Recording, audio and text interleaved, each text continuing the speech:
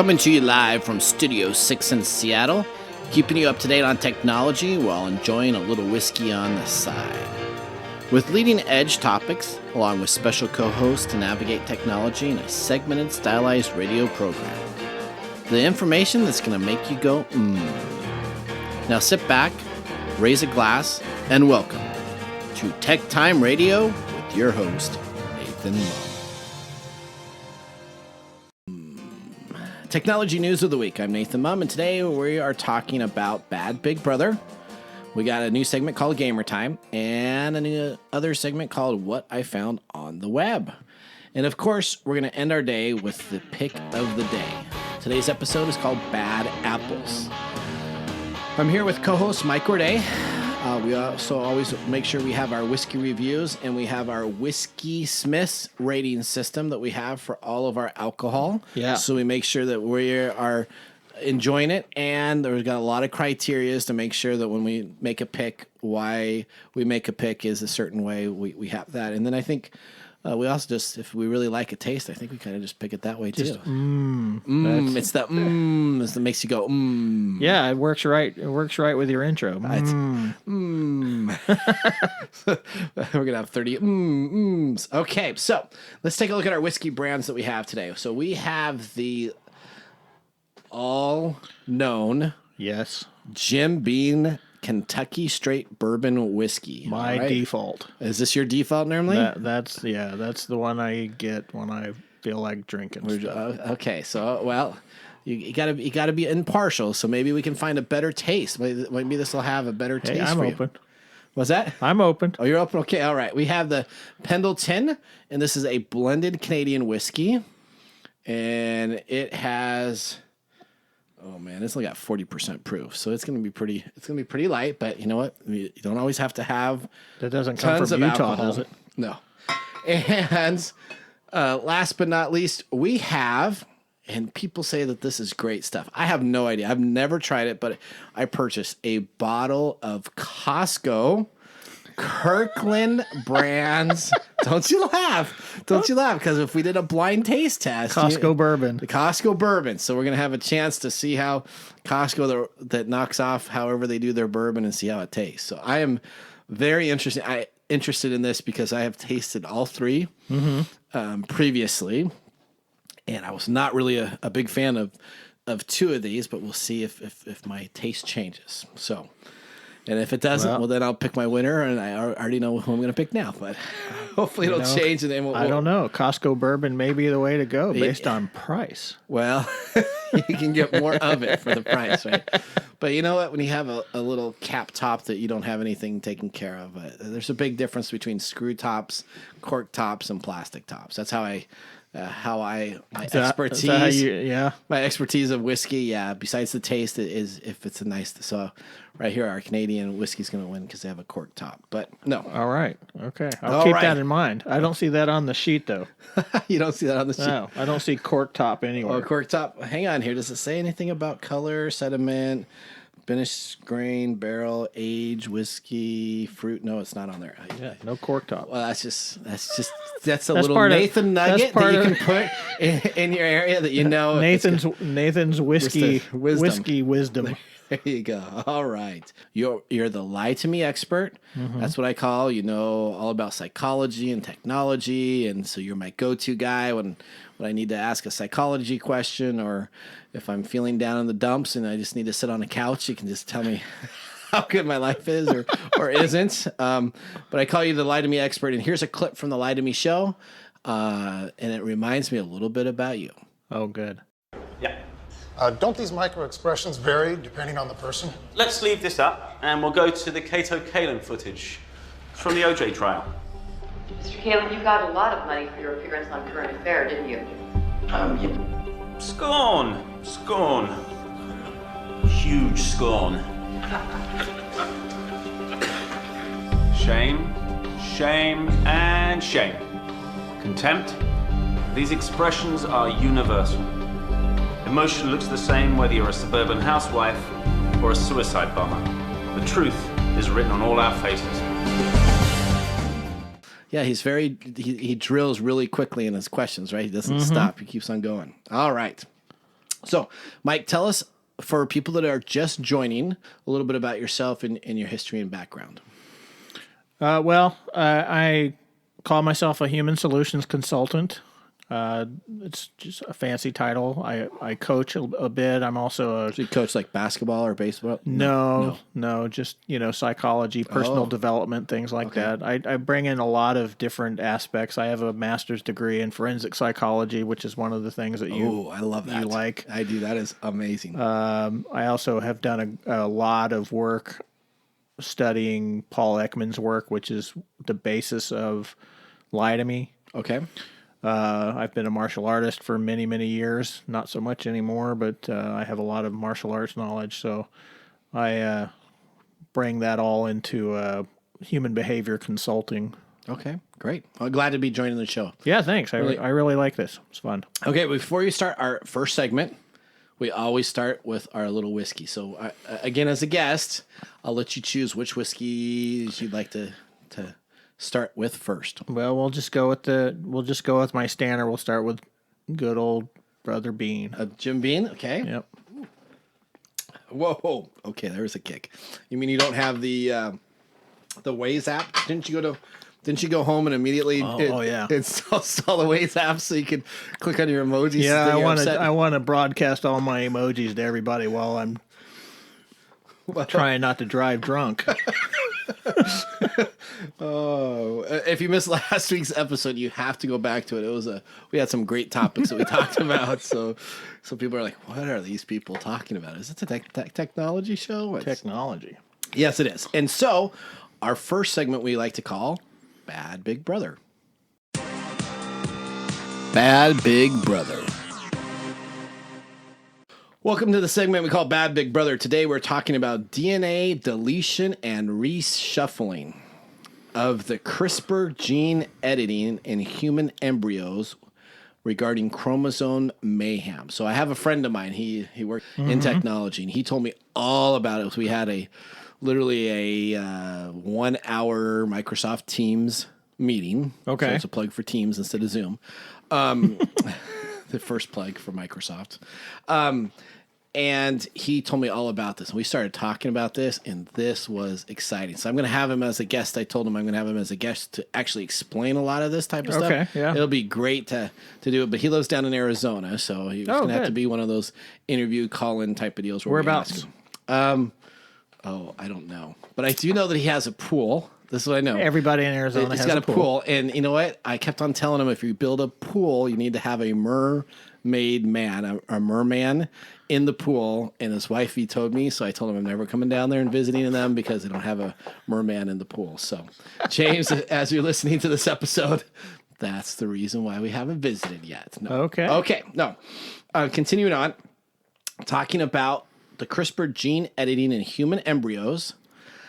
They had 3 studies showing large DNA deletions and reshuffling, which heightened safety concerns about the heritable genome editing. Yeah, this is a really big topic. This is really interesting. A suite of experiments that use the gene editing tool CRISPR-Cas9 to modify human embryos have revealed how the process can make large unwanted changes to the genome at or near the target site. So, this is really breaking the genome code within testing of a lot of apes. So they haven't tested on a lot of humans, they say, but a lot of apes type of deal. And it's where you segment the embryos. We'll talk a little bit about the process itself, but what is your take on genome splicing? Now, again, a lot of it is to help cure diseases, is the preface to this, right? Help people that maybe want to have children. Yeah, this is really getting into the ethical boundaries of our species, I think. Okay. Because we're taking this idea that we're going to be able to go into an embryo before the baby is born and delete the problem areas. Yep. Right. So if we know that this person is likely to have well, it's some genetic defect. Like they have problems with their eyes. That was one of the things that we were talking about. I think eye problems. So they can go in and they can tell that this fetus has this gene sequence. Then they go in and clip that gene out, and the idea is that that child will not be born with that problem. Correct. So we're looking at engineering, and we're looking. So I can create the next Michael Jordan. So I mean, he's my favorite basketball player, right? That's where the ethics come in. So I want him a little quicker. Do you go in and you take out a defect, right? Yeah. So and it's really kind of, this is, again, we're getting into a lot of psychological issues. Well, that's why you're on the show, right? Yeah, absolutely. Because so you can help me decide these decisions. Well, I work with persons with disabilities. Okay. I have most of my career, and we say disability, but the problem is that we're comparing it against our abilities. So, who determines what a disability is or a defect? If you was blue eyes versus brown eyes a defect, right? I always wanted to have blue eyes, right? So this is where this stuff gets really murky, because if I know based on before you're born, and I can take a test and know that you're going to be born blind, then I can say, okay, well, we can do something about that. But what's that finite amount of space that goes, I want them to have blue eyes.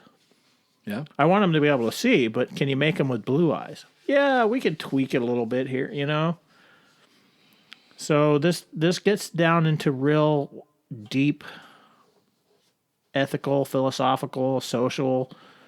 Of course, this is another one of those science fiction, dystopian types of topics. So I'm watching this TV show, and then you think of this, and it's called Snowpiercer. It's on TNT. I don't know if you saw the movie of Snowpiercer. Yeah, I did. Okay, and so they have a whole series on TNT, right? I don't want to give away if anybody hasn't watched it, but I really enjoyed it. It's on Sunday nights. Spoilers. I'm sure, yeah, you're going to get a couple spoilers here, so turn down your radio just a little bit. But essentially, you have 1,001 cars, right? So you have the section in the very back, which is like section 3, and it's all these bums that just barely made it on at the very last time when the train was taking off. They raided the train, and they didn't have tickets, and so they're in the very back class. That's a study on social class. And then you have the second class, which is kind of the entertainers. You got the singer lady that kind of runs the second class. You have this kind of freewheeling, free love, hippie type train areas of the second class. And they're kind of like sometimes doctors, and they're kind of the worker bees that help maintain security police of the train. And then you have like this first class, and first class does nothing except for you see them in the dining hall all the time, and you see them always having the greatest of stuff. It's beautiful. They're having lobster and caviar, and then the back area they just got this green goop that looks like a little bit like Soylent Green type stuff, which if you haven't seen that movie, it's people. If you haven't seen that movie, then you talk about me killing spoilers. Hurry up, Charlton Heston's coming. But it's all about, the show's all about the society of how all these people, and they have their certain classes, and they want to have them in there.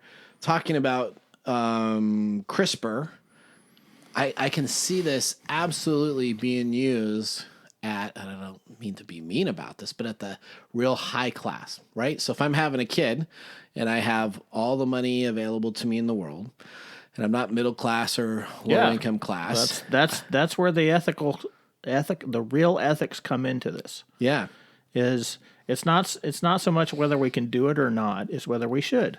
Okay. Because these types of things. So if we can develop a way to get rid of spinal defects or birth defects, who's that available to? Ideally, you always want it to be available to everybody, right? That's the ideal. But correct. Our societies are far from ideal. So there's always going to be people that are on the outside of that. There's always going to be some sort of money attachment to that. And you're right. The more money you can put, the more options you get. So it's not really a very big leap of understanding to think that if we start engaging in this type of thing, that we will soon have a generation of people who, because they can pay for it, have genetically altered their progeny to make sure that they get all the advantages that they can get, which is obviously going to leave out the majority of other people, Middle class, and so and then we start getting into these very science fiction-y sorts of like eugenics and gene splicing. And so let's talk about how this Superman. works. So this is interesting, right? So CRISPR uses a small strand of RNA to direct enzyme in the site of the sequence. The enzyme then cuts both strands of the DNA. So I remember Jurassic Park, and I see Mr. DNA comes on out, and it's the little strand, and it's you a got double helix. It was, yep. And so they cut both strands, and the cell repair system heals the gap when they put in the item in there. The edit occurs during the repair. Most often, the cell seals up the cut using its own error-prone mechanism, so it's just Mother Nature, that can insert and delete a small number of DNA letters. With this insert, then the research has a new DNA template. Right. So it's actually taking it, so it's like a cut and paste of a document. You cut out this little area here, you segment in the new area, and then by a natural process, it heals over and it becomes a part of the DNA strand. Right. So, previous work using CRISPR in mouse embryos and other kind of human cells have demonstrated that editing can cause large unwanted effects. So during this, it was like it specifically talked about people that were blind or had eye problems, and some of the splices worked really well so that the eyes were fine, and the other ones went completely blind. So instead of having a slight defect, it's pretty much you either happy heal and everything's great, or devastation on there and something does not go correct. Right. I think that has a lot to do. I'm not a geneticist, of course, but it does show the problem with working these complex systems is that we don't always know what other things affect what you're looking at. So it's like, again, here we'll use lie to me again. Okay. Right? If we take lie to me and we look at what our hero Cal is doing on that show, he'll see somebody do something with their face and he'll automatically have an answer. Yep. But that's not how it works. What happens on the face is a piece of information. And there's a lot of other things that are going on that create the piece or affect the piece. So if I just delete that piece and bring it out and I look at it and say, this is what this means, then I've completely denied all this other stuff that's affecting this piece. Yeah. That's why in reality there is no Pinocchio type of thing that people do when they're lying. Okay. So I say, oh, well, when you do that with your face, you're lying. You know that it doesn't work like that. We're talking about variables, and when we're talking about variables, then anytime you start isolating one variable, you don't always know that you're not being affected by all the other variables. So we had Fyodor Ionov, what a great name, right? Who studied genome editing at the University of Fyodor. California, Berkeley. He said this: if human embryo editing for reproductive purposes or editing were like a space flight, the new data and the evaluation of having the rocket explode at launch pad before takeoff is where they're currently at in the studies. Yeah, I don't like that analogy. You don't like that analogy? No, I do. Oh, you do? Okay. That's a good analogy. Okay. So they figured out how to do something, and they think it's going to launch them into the next level. Yeah. But it ended up crashing all over the crash pad. So on a lot of this information that I read, what it all came back to is that they really don't have a baseline, right? So so everything has to have a baseline, so you know what instructions or what elements you're working from a starting line to move forward or to move back and to rate that is successful or unsuccessful. And it looks like they're really going to need to test and figure out how they develop that baseline. Right. So the question then really becomes, are we ever going to have Jurassic Park dinosaurs back on the planet? You know, there's theorists out there that say, yeah. Oh, you know what? If they can only make it as good as the first episode, I gotta tell you that part of me is really excited about that. That'd be kind of cool, wouldn't it? Yeah, of course. Go outside and see a T-Rex coming right after you, and then I can run in my high heels like they did on Jurassic World. What's her face does that? Yeah, she runs through the whole movie on her high heels. Jessica Chastain, is that who that is? It's the Howard's daughter, Ron Howard's daughter. I forget her name, but whatever Ron Howard's daughter is in that, she runs in her high heels and she escapes the dinosaurs. Yeah, I think she did that in real life. I don't think so. I think those weren't really dinosaurs. I think those were CGI. Oh yeah, I'm talking about the heels. Oh, the running the heels. Okay, I thought you were talking about the dinosaurs. Okay, I was going to say no. Dinosaurs still don't quite exist yet, but okay. Well, you know what? Bad Big Brother. We like it because it really has us talk about some topics that people don't necessarily always talk about. So I really like this segment. I think we got some. I don't know if we learned anything necessarily per se from it, but we have had different counterpoint views of what genome splicing is, and I absolutely am looking forward to having him on to give me a little bit more of the science, but just the technology of being there is really kind of an exciting world that we live in, that we have that ability to know whether right or wrong, the ability to go on in and actually take a look at gene sequences and edit it. The discoveries are always exciting. They are very much. It's the uses afterwards that make us regret our choices. That's right. Well, you know what? We are going to need to break for our sponsors, and when we come on back, we are going to have a segment that we call Gamer Time. So again, we're not hardcore gamers. This is kind of a high-level aspect to interact with, so I think everybody should like it very much. I'm excited about it. I know, Mike, you're excited about it. We've talked about this a little bit before, and so we get to do this on the radio. So we're going to take a little commercial break, and we'll be right back. I'm your host, Nathan Mumm, and this is Tech Time Radio.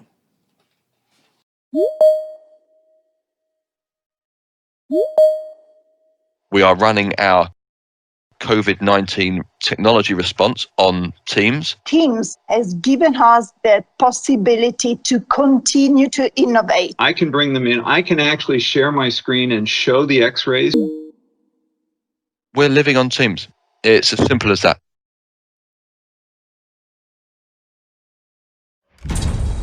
Only the visionary Mr. Wilford foresaw the future. He's written us a personal message. Come with me. Snowpiercer's an arc. And you'll be. We will ride out this hardship and outlive the ice. It's beautiful. To the great Mr. Wilford. To the engine eternal.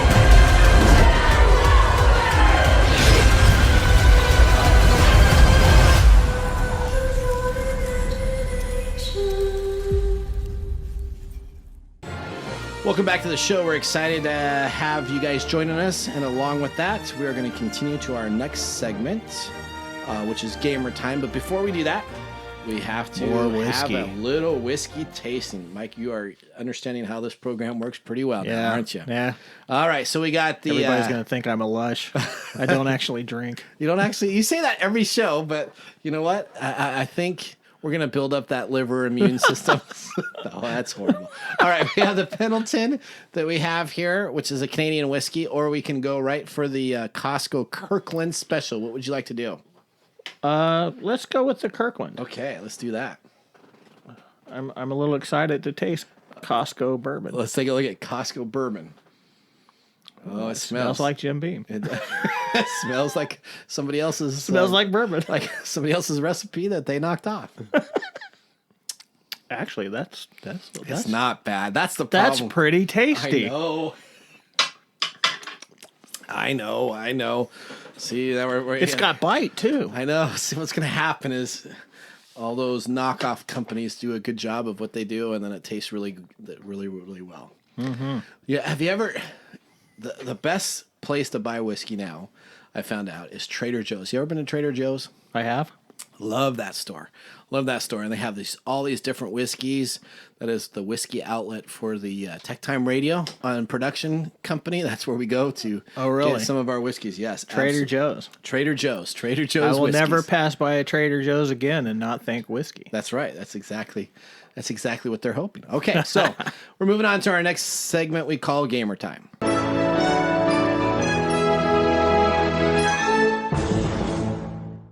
So we are going to be talking about Age of Empires 4. Woohoo! All right, from Relic Games, creator of Company of Heroes, gets ready for the most successful real-time strategy game with a new chapter. Mm-hmm.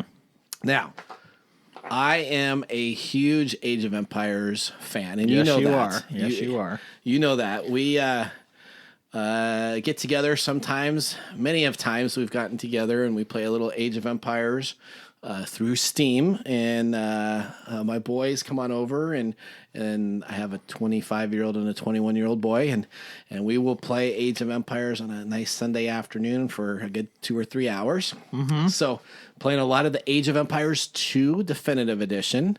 I like Age of Empires 1. Last night, I didn't realize that I haven't played Age of Empires 3 for quite a long time. So I went out last night and I downloaded. It's on sale right now. Yeah, I feel like that's the redheaded. I probably can't say that anymore. The redheaded stepchild? The redheaded stepchild of the bunch, because even in the launch introduction of Age of Empires 4, it didn't even talk about 3. It doesn't. They really do 1 and 2. But yet, if you go and take a look at the gamer score for Age of Empires 3 on the user communities, and you can use many different game rating sites, it actually has a very high 80 to 90% out of a scale of 100 rating for the game itself. So I think what happened is it came out when there was a lot of other games that were coming on the market at the same type of deal that were trying to knock off the Age of Empires 2. So I just don't think he got it. And then the real stepchild of the whole bunch is that Age of Mythology. I don't. My son loves playing that, but I don't think he's the only person that likes it. I don't think I've ever played that one. The mechanics are unique. I think they have flying aspects of it, and they have some different areas. So, okay, going back to Age of Empires 4. So they are coming out with a game, which is so exciting. If we wouldn't have COVID-19 and we have a couple other circumstances in our environment, that probably would come out ideally at the end of 2020, but there's still kind of an unknown release date. Watching that video, what did you think? I liked it. You like? What did you like about it? If that's the real gameplay, I like the way it looks.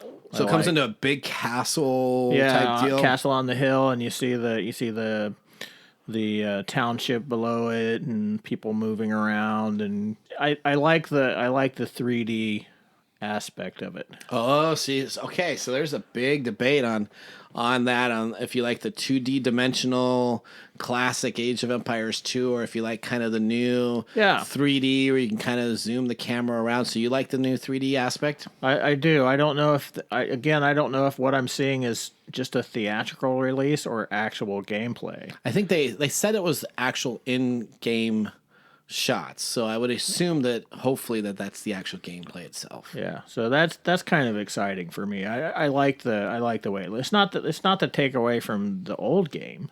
Okay, because you play the Japanese all the time. Because I like playing the Japanese, but and you play the Japanese. One of the things that I've always complained about that particular game is that every building is set the same way. You can't move the way the building looks, meaning that it's always facing the castles. The facing castle's a certain way. always facing a certain way, so it doesn't matter how many castles you have; they're identical to the next one, to the next one.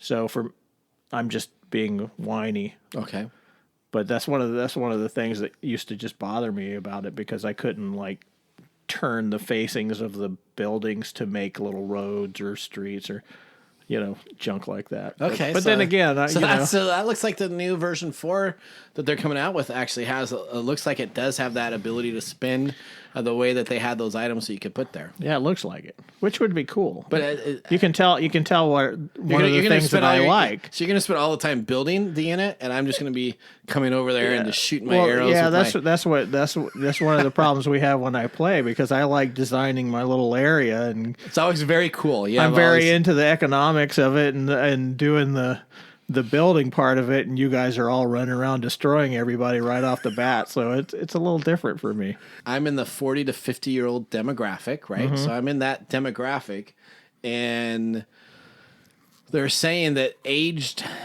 I have an uncle that plays video games, but the aged gamer is a huge market for gaming, where it used to always be the 20 to 25.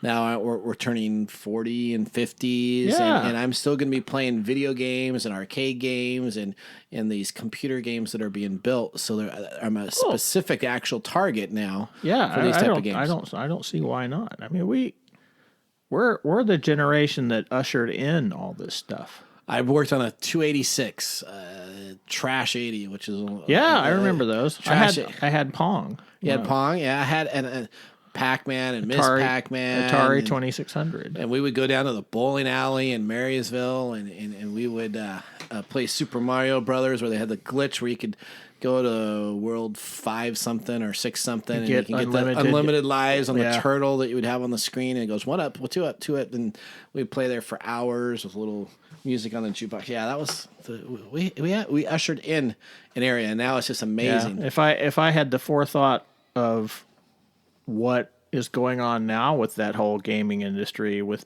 these people sitting around playing games and filming it and making mega bucks. Yeah, I don't get that. I don't think I would have gone to school. My kids both, as they were growing up, they wanted to become YouTube stars. Yeah, and they just love Rooster Teeth, and the Halo guys, Red versus Blue. Oh my word! We would give them a new episode or a new season for that every Christmas, and that would be like the best gift ever. They would just watch, and it was a stick animation with some guys insulting another guy, and hey, my children introduced me to this kind of stuff, and I was really surprised. I was like, my son, my youngest son especially, would sit around watching YouTube videos of people playing the games that I was playing, or, and I'm like, son, just watch me. And I'm like, why are you watching it? Because it's fun. And I'm like, I don't get that, but. Yeah, my kids, one of my kids will still play his video games, and then he'll have his phone on a YouTube of somebody either playing that game or a different game. But yeah, that's I think that's the drawback of getting old. I got set into a different man. If I'd have known then what I know now. Yes, that's right. I'd have bought a lot of Microsoft shares and a lot of Amazon shares. And all right, so Age of Empires 4, going back, won't have microtransactions. They said that they will not have any microtransactions. I like that. I like that too. I find that so tough to tell me you're going to create a game in today's mindset. But Age has been pretty good, where they'll come out with releases of different versions and different races. Well, microtransactions have been very controversial, especially over the last few years. Yeah, especially when that Star Wars game came out. And Battlefront 2, I think it was. Yeah, that really just annoyed everybody. You had to spend like $150 to get Darth Vader. I know, because my son it was $150 or some amount that seemed like a lot, and my son was like, I think I need to get Darth Vader. I'm like, seriously, dude, can't you just play the game with? Oh no, I need the Darth Vader. I need this type of deal. So yeah, I still kind of cringe a little bit when I come across things, but. If it's not something that's going to unbalance the game in your favor, that's really the biggest problem, is pay to play or pay to win concept, where you pay money for these microtransactions, and it gives you advantages over other players, which, again, we've talked about this in so many different arenas. We just talked about it with the gene splicing. It's everybody's always looking for some advantage, and a lot of times we do that is with our money. Yeah. So do you know? So on E3, Age of Empires 2, Definitive Edition, which is remastered version. I like it. I play it a lot. You know, it fixed a couple little deals where I don't have to micromanage my farms and a couple other aspects that enhance the game. And my idea, change the graphics a little bit, but not enough where I say it's a whole new game. They put it at E3, a 20-year-old game on stage, and they had lines for 4 hours wrapped around for people to come on in and use the space on the floor, waiting in lines to play Age of Empires 2. I believe that. A game that was created, it tells you 20-year-old technology and gameplay, if built right and built fun. And that's the nice thing about Age. It's pretty competitive, and if you choose different races, you get advantages, but not too much that it makes a huge difference. She's got some time. She's got her thoughts. And working from home's got us tied up in knots. You know what you need. You've got the green light. You've got Hulu. And Hulu's all right. Hulu has hugs when you need one of those. Hulu has romance to make your cheeks glow. Originals, exclusives, movies, and more. Shows new and old that you've come to adore. Good stories bring hope, and laughter is healing. Good thing Hulu has, whatever you're feeling. Beautifully put. Your business deserves the same expertise as that of a Fortune 500 company. If you need a CIO-level service, why hire a full-time staff member at $250,000 a year when you can get this on-demand service for fractions of the cost? As your CIO on demand will give you the steps you need to take so as to minimize interruption to your business and profitability, and provide you and your business with training and education to prevent future attacks.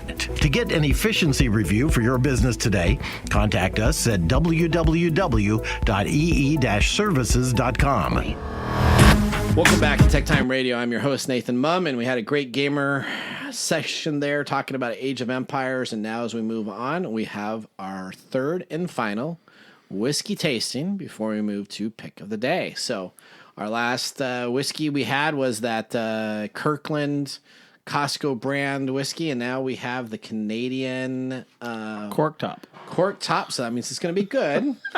Pendleton. All right, so let's take a look at that. It's go time, boss. You're going rogue. Who are you going to take? What's happening? Who you picking? Oh, see, that has a sweet little smell there. That's got a good smell. It has a little vanilla taste to it. It does, doesn't it? You know what? I think I said I liked all of them. Yeah, they're all very tasty. They all are very tasty. All right, so here we go. Our next segment we have is what we have as a new segment, and it's called What I Found on the Internet. What I found on the web.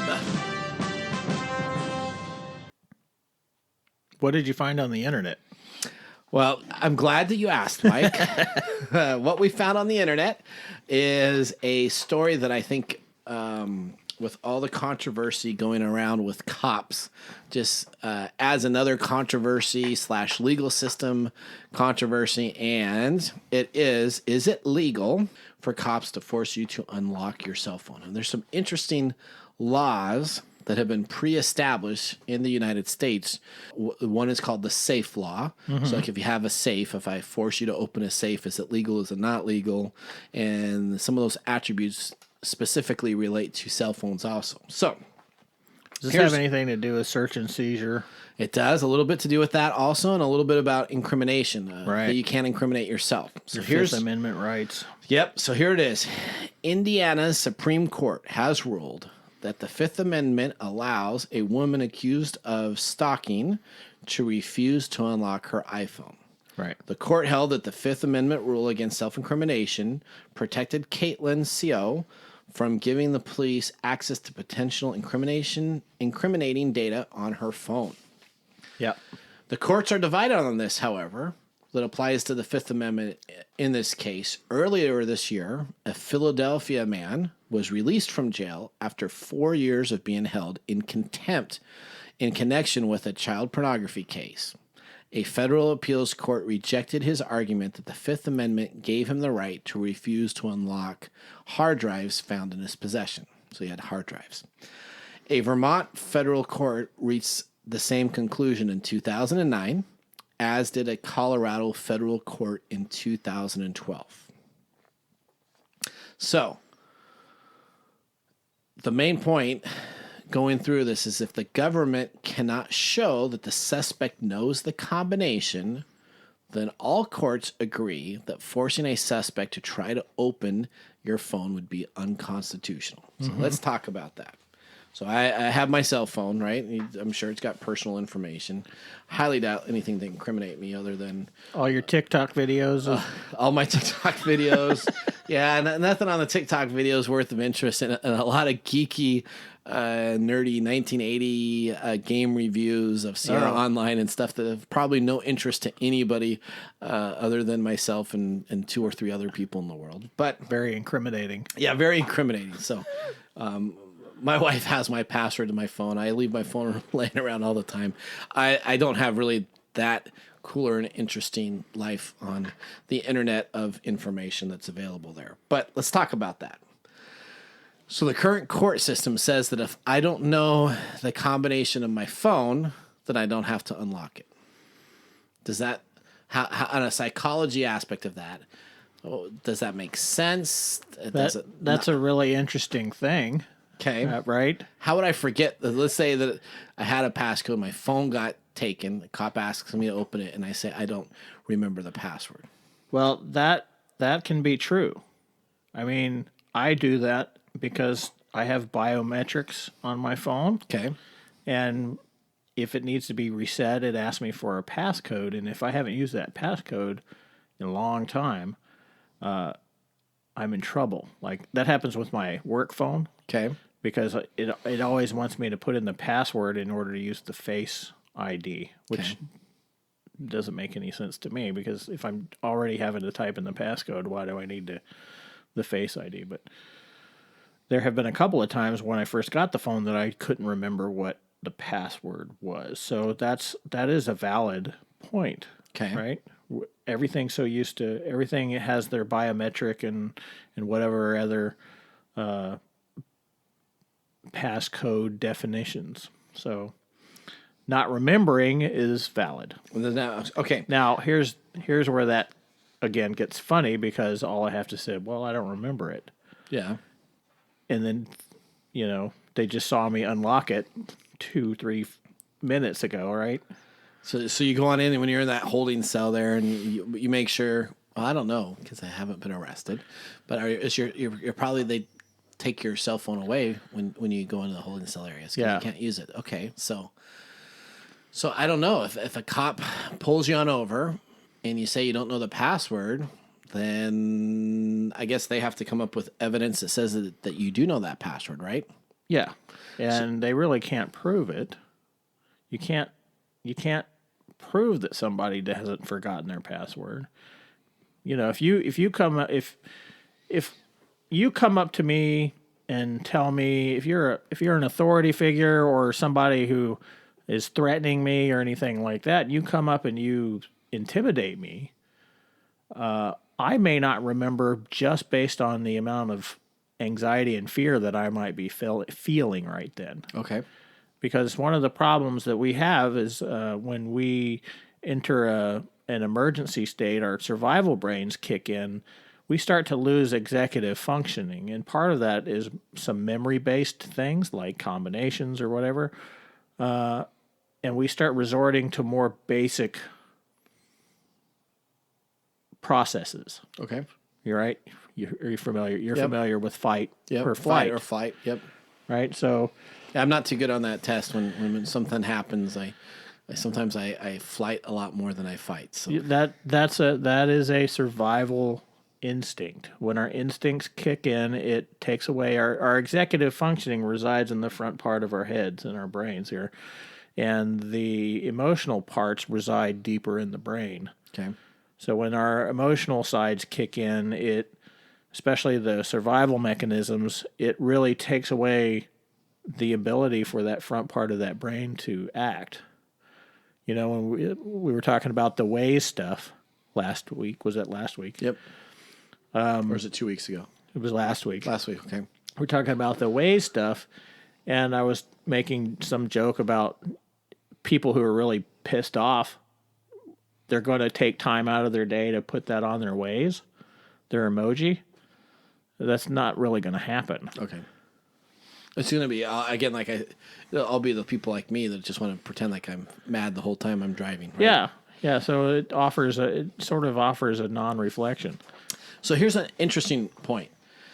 If the government can show that the suspect knows both the password and documents that are on the unit, perhaps because the suspect describes the context during an interaction, an interrogation, or a conversation, then the courts agree that the suspect can be forced to open the phone. That's because the Fifth Amendment is a right against self-incrimination testimony, not the production of incrimination of documents. Incriminating evidence. Correct. Right. So yeah, that's where it gets that's where all that little gray areas start to happening, because you're allowed to use the Fifth Amendment to not testify against yourself, but if you have evidence on your person, that doesn't.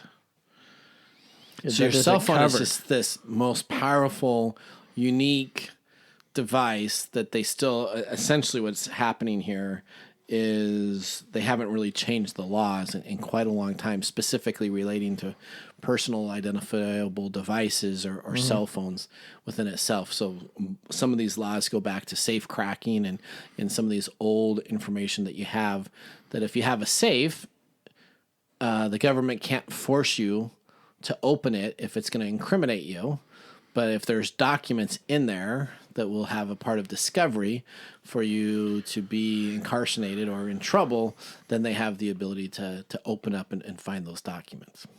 Yeah. Again, I'm going to preface this by saying that even though I have a degree in forensic psychology, I'm not a lawyer, and I'm not an expert on legal stuff. But that's, to me, that would mean you would have to give me due process and get a warrant.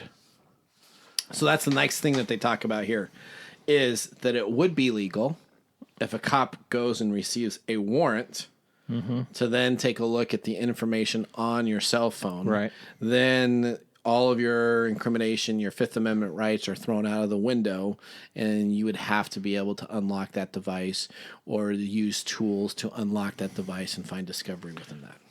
Yeah. Or get thrown in jail for whatever. 4 years. Yeah, for 4 years. That for contempt, right? Yep. That's a stubborn guy right there.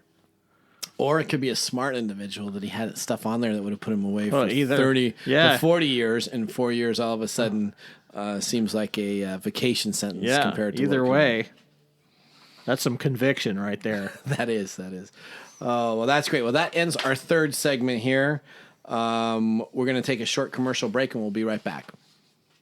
Homer Simpson here, proud addition to the Disney family and soon appearing on Disney+. I, for one, salute our new corporate overlords. Now, family, put on the mouse ears. You only get one chance to make a first impression. I don't wanna, I'm not gonna, you can't make me. Put on the ears, boy. Marge?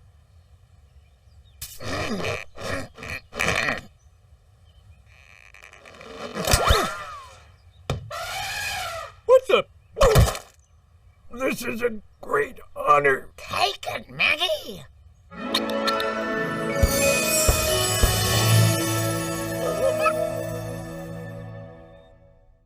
Your business deserves the same expertise as that of a Fortune 500 company. If you need a CIO-level service, why hire a full-time staff member at $250,000 a year when you can get this on-demand service for fractions of the cost? As your CIO on demand, we'll give you the steps you need to take so as to minimize interruption to your business and profitability, and provide you and your business with training and education to prevent future attacks. To get an efficiency review for your business today, contact us at www.ee-services.com. All right, welcome back to Tech Time Radio. I'm your host, Nathan Mumm. I'm so glad you guys can enjoy this episode. We've talked about some really good aspects. Of course, my most entertaining part was the Age of Empire 4 talk. But you know what? I think both of our headline and our tail-ending conversations regarding genome splicing and, of course, privacy within your personal technology phone are key aspects that I think people are going to take away from this episode. And now our pick of the day for our whiskey tastings. Let's see what bubbled to the top. All right, Mike. Now it is our time to do our pick of the day. I'm going through my checklists here. So there's a couple things that I wrote down. What was your pick? Did you stick with your cork theory? I took mine, tasted a little bit like vanilla. It had a little sweet flavor to it. Mm-hmm.